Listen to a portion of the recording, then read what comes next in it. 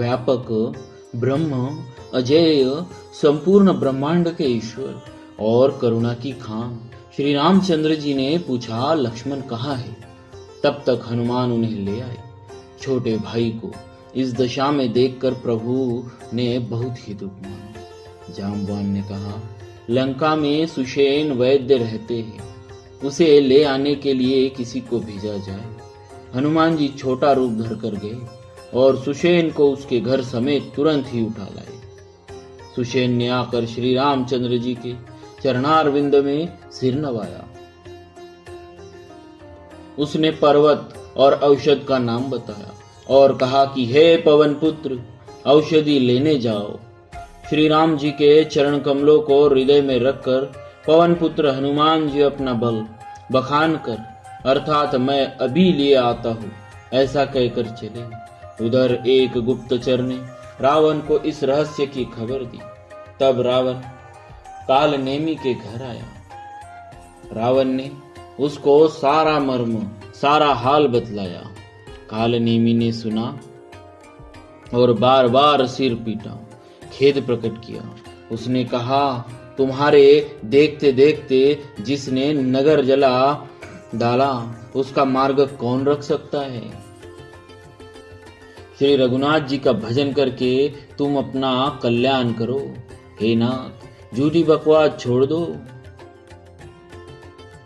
नेत्रों को आनंद देने वाले नील कमल के समान श्याम सुंदर सुंदर श्याम शरीर को अपने हृदय में रखो। मैं तू भेदभाव और ममता रूपी मूढ़ता को त्याग दो। महामोह अज्ञान रूपी रात्रि में सो रहे हो, सो जाग उठो। जो काल रूपी सर्प का भी भक्षक है, कहीं स्वप्न में भी वह रण में जीता जा सकता है। उसकी ये बातें सुनकर रावण बहुत ही क्रोधित हुआ। तब काल नेमी ने मन में विचार किया कि इसके हाथ से मरने की अपेक्षा श्री रघुनाथ जी के दूत के हाथ से ही मरूं तो अच्छा है। यह दुष्ट तो पाप समूह में रत है। वह मन ही मन ऐसा कहकर चला और उसने मार्ग में माया रची, तालाब, मंदिर और सुंदर बाग बनाया। हनुमान जी ने सुंदर आश्रम देखकर सोचा कि मुनि से पूछकर जल पी लूं, जिससे थकावट दूर हो जाए। राक्षस वहां कपट से मुनि का वेश बनाए विराजमान था। वह मूर्ख अपनी माया से मायापति के दूत को मोहित करना चाहता था। मारुति ने उसके पास जाकर मस्तक नवाया और वह श्री राम जी के गुणों की कथा कहने लगा। वह बोला, रावण और राम में महान युद्ध हो रहा है। राम जी जीतेंगे, इसमें संदेह नहीं है। हे भाई, मैं यहाँ रहता हुआ ही सब देख रहा हूँ। मुझे ज्ञान दृष्टि का बहुत बड़ा बल है। हनुमान जी ने उससे जल मांगा तो उसने कमंडलू दे दिया। हनुमान जी ने कहा, थोड़े जल से मैं तृप्त नहीं होने का। तब वह बोला, तालाब में स्नान करके तुरंत लौट आए। तालाब में स्नान करके हनुमान तुम तुरंत लौट आओ, मैं तुम्हें दीक्षा दूंगा जिससे तुम ज्ञान प्राप्त करो। तालाब में प्रवेश करते ही एक मगरी ने अकुला कर उसी समय हनुमान जी का पैर पकड़ लिया।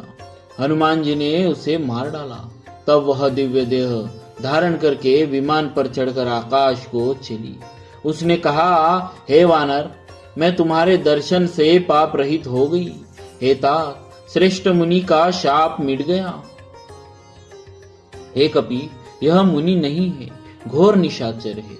मेरा वचन सत्य मानो। ऐसा कहकर जो ही वह अप्सरा गई, त्यों ही हनुमान जी निशाचर के पास गए। हनुमान जी ने कहा, हे मुनि, पहले गुरु दक्षिणा ले लीजिए, पीछे आप मुझे मंत्र दीजिएगा। हनुमान जी ने उसके सिर को पूंछ में लपेट कर उसे पछाड़ दिया। मरते समय उसने अपना राक्षसी शरीर प्रकट किया। उसने राम राम कहकर प्राण छोड़े। यह उसके मुंह से राम का उच्चारण सुनकर हनुमान जी मन में हर्षित हो गए। उन्होंने पर्वत को देखा पर औषध न पहचान सके। तब हनुमान जी ने एकदम से पर्वत को ही उखाड़ लिया। पर्वत लेकर हनुमान जी रात ही में आकाश मार्ग से दौड़ चले और अयोध्यापुरी के ऊपर पहुंच गए। भरत जी ने आकाश में अत्यंत विशाल स्वरूप देखा। तब मन में अनुमान किया कि यह कोई राक्षस होगा। उन्होंने कान तक धनुष को खींचकर बिना फल का बाण मारा। बाण लगते ही हनुमान जी राम राम रघुपति का उच्चारण करते हुए मूर्छित होकर पृथ्वी पर गिर पड़े। प्रिय वचन राम नाम सुनकर भरत जी उठकर दौड़े और बड़ी उतावली से हनुमान जी के पास आए। हनुमान जी को व्याकुल देखकर उन्होंने हृदय से लगा लिया। बहुत तरह से जगाया पर वे जागते न थे। तब भरत जी का मुख उदास हो गया। वे मन में बड़े दुखी हुए और नेत्रों में विषाद के आंसुओं का जल भरकर ये वचन बोले, जिस विधाता ने मुझे श्री राम जी से विमुख किया उसी ने फिर यह भयानक दुख भी दिया। यदि मन वचन और शरीर से श्री राम जी के चरण कमलों में मेरा निष्कपट प्रेम हो और यदि श्री रघुनाथ जी मुझ पर प्रसन्न हो तो यह वानर थकावट और पीड़ा से रहित हो जाए। यह वचन सुनते ही कपिराज हनुमान जी कौशलपति श्री रामचंद्र जी की जय हो कहते हुए उठ बैठे। भरत जी ने वानर हनुमान जी को हृदय से लगा लिया। उनका शरीर पुलकित हो गया और नेत्रों में आनंद तथा प्रेम के आंसुओं का जल भर आया। रघुकुल तिलक श्री रामचंद्र जी का स्मरण करके भरत जी के हृदय में प्रीति समाती न थी। भरत जी बोले, हे तात, छोटे भाई लक्ष्मण तथा माता जानकी सहित सुख निदान श्री रामचंद्र जी की कुशल कहो। वानर हनुमान जी ने संक्षेप में सब कथा कही। सुनकर भरत जी दुखी हुए और मन में पछताने लगे। हाँ दैव, मैं जगत में क्यों जन्मा? प्रभु एक भी काम न आया, प्रभु के एक भी काम न आया। फिर कु अवसर विपरीत समय जानकर मन में धीरज धरकर बलवीर भरत जी हनुमान जी से बोले, हे तात, तुमको जाने में देर होगी और सवेरा होते ही काम बिगड़ जाएगा।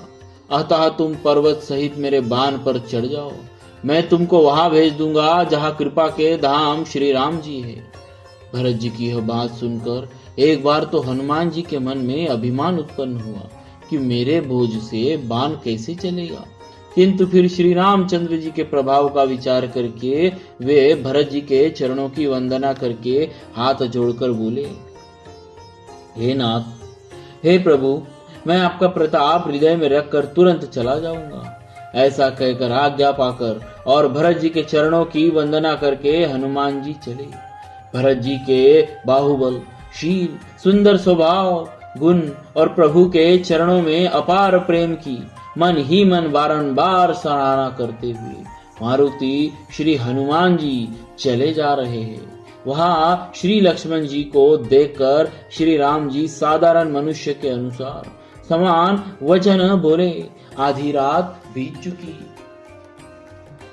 हनुमान नहीं आए। यह कहकर श्री राम जी ने छोटे भाई लक्ष्मण जी को उठाकर हृदय से लगा लिया और बोले, हे भाई, तुम मुझे कभी दुखी नहीं देख सकते थे। तुम्हारा स्वभाव सदा से ही कोमल था। मेरे हित के लिए तुमने माता पिता को भी छोड़ दिया और वन में जाड़ा, गर्मी और हवा सब सहन किया। हे भाई, वह प्रेम अब कहाँ है?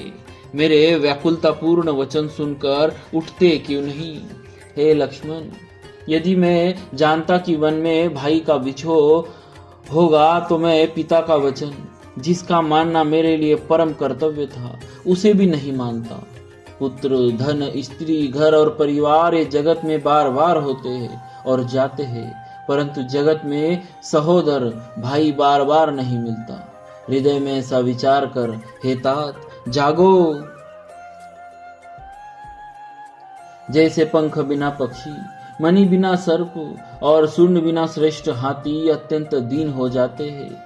हे भाई, यदि कहीं जड़ दैव मुझे जीवित रखे तो तुम्हारे बिना मेरा जीवन भी ऐसा ही होगा। स्त्री के लिए प्यारे भाई को खोकर मैं कौन सा मुंह लेकर अवध जाऊंगा। मैं जगत में बदनामी भले ही सह लेता कि राम में कुछ भी वीरता नहीं है। जो स्त्री को खो बैठा स्त्री की हानि से इस हानि को देखते कोई विशेष क्षति नहीं थी।